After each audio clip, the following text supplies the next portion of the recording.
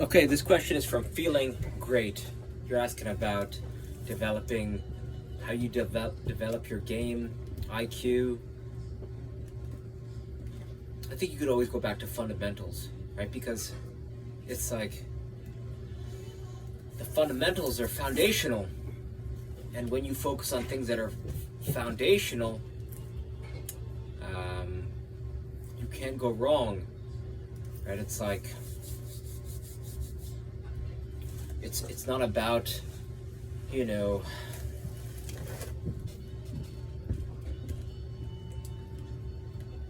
it's not about like the most complex things that you can do like every other month. It's like the simple things that you do every day that are going to turn, you know, your simple training routine that will really create huge results.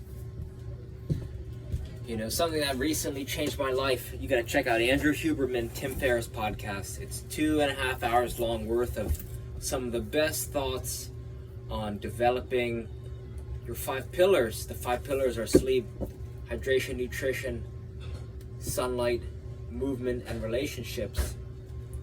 And for me, this was so refreshing because what it kind of dives into is what you can start optimizing for in a given playing week, right? So you say you're a female, you're 25 years old. Obviously, you love playing soccer, but you can start to see how it's like if you optimize for a few things in a given week, it's like you could keep on raising your level for as long as you can, because you know, smart training is going to help prevent against heart disease, and you know, it's going to help with brain function, and it's going to help with sleep. So it's almost like the best deterrent from feeling the effects of time is literally exercise, and then the close second would be, you know, maybe nutrition.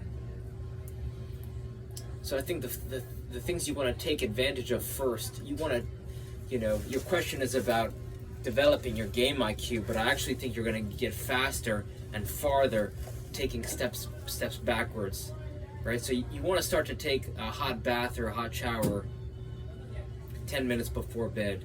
You want to start avoiding caffeine past noon.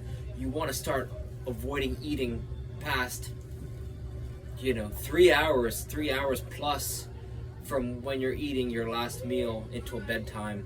And whenever your last meal is, and for a matter of fact, any meal that you eat, you actually want to take 100 steps after you eat or move around. They say the man who takes 100 steps after he eats lives to 100 or something like that.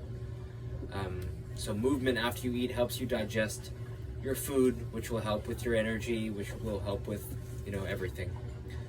The next thing is, right, it's like the last 10 minutes of your night are super important, and the first 10 minutes of the day are super important. They say if you win the morning, then you win the day. So the first thing you want to do when you wake up, since you've been in a state of fasting from water and nutrition, is hydrate, right? They say you want to hydrate with a couple pinches of salt, some squeeze of lemon. It's almost like a gangster Gatorade, right? So you hydrate, and the next thing, if you like cold showers, supposedly cold shower is going to help, you know, jumpstart. It's going to electrify your morning. It's going to encourage a lot of energy. It's going to make you super calm throughout the day. It's going to prevent against colds, and it's just going to help your physiology. So it's something that I wish I would have started doing in high school soccer or college, like just waking up, cold shower, simple. The next thing is you want to get outside. You want to go for a 5-minute walk.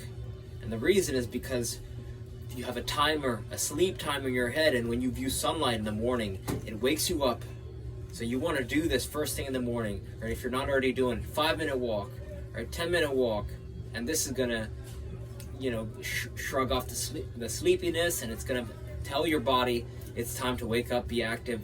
It's gonna start to help you develop a habit for waking up and being alert and being energetic.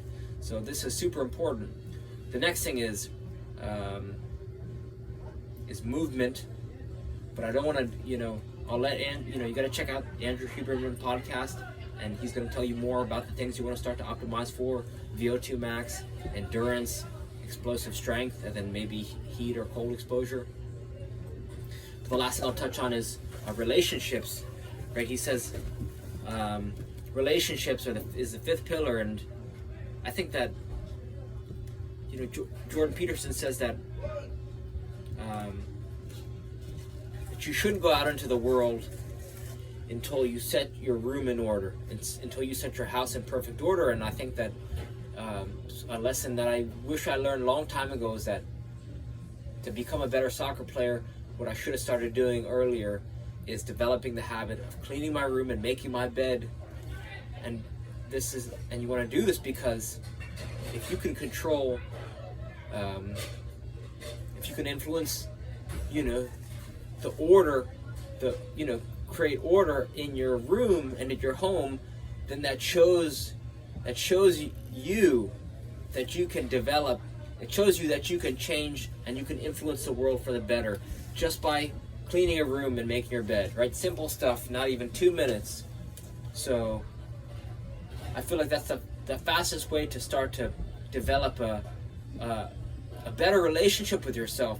Because if you can start to develop this ritual of cleaning your room and you're making your bed, it's almost like a ritual in hope, because you show yourself that you can change the world, and if you could change a room, then you could change anything in your life for the better. So I think that's an important lesson.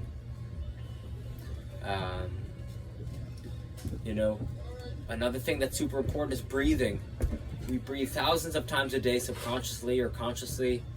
And if you can learn how to breathe, you want to check out How to Breathe by Dr. Vranich, V-R-A-N-I-C-H. They say that players with the same skill level, the one that's got better endurance will win every time. So endurance, you can go for 3 days without food or water, maybe. You could go for 3 hours in an inhospitable environment, but you could go not even 3 minutes without breathing. So, it's super important. That's something that you want to definitely check out.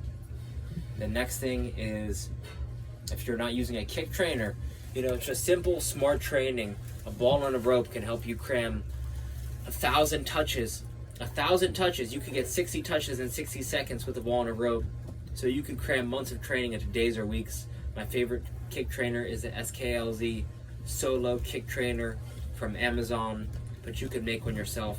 Size 1 ball, some rope, some duct tape. You want the rope to be as long as your hip bone to maybe a little shorter than your ankle bone.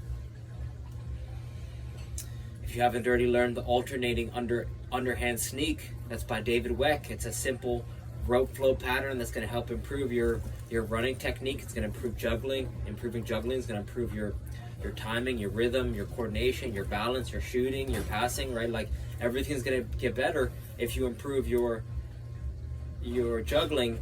So improving your juggling comes back to your movement, and if you can learn the alternating underhand sneak, this will completely change your life. It's one thing I wish I would have learned much sooner in life, so that's something you want to check out.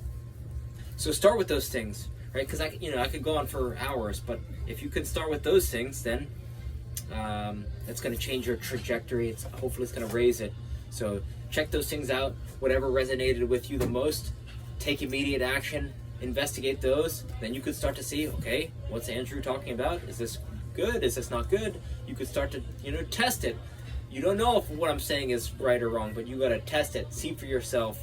Is it legit? Is it, will it make me better? You got to see for yourself. So reach out with any questions, and I hope this helps. All right, thank you.